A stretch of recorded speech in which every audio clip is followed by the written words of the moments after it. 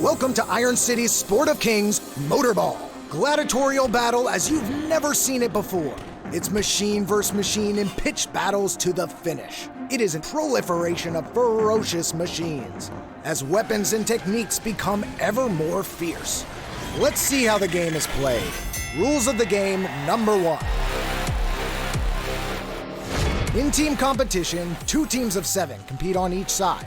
First league standard, though in lower leagues there are 3-team and 5-team versions. Each team is allowed unlimited substitutions as long as there are never more than the initial allotment of players. Substitutions do not apply for players removed from the track on penalty. Cutthroat matches range from 5 to 12 players. No rules. Each player out for themselves. Larger variations have ranged upwards of 45 players on the track at once.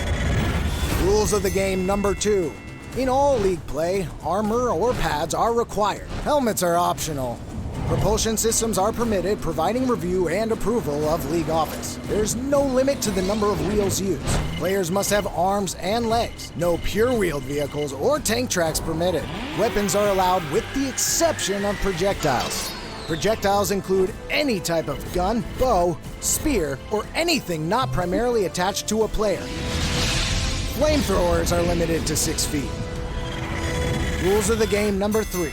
Any players on either team can field the motorball and move forward as fast as possible to try to score points. After gaining initial possession of the ball, the offensive team cannot try for a score until the ball has traveled 1 revolution of the track. A defensive player is allowed to intercept the ball or scoop up the ball that has been knocked out of possession, nullifying the requirement of 1 revolution.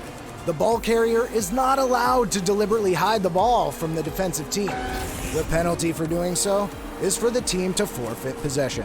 A relaunch is called and the player is sent off the track and cannot be replaced during the penalty period. Only a member from the opposing team can pick up the ball and play continues. A player must not deliberately injure another player. Only biological injuries apply. Mechanical injuries are part of the game.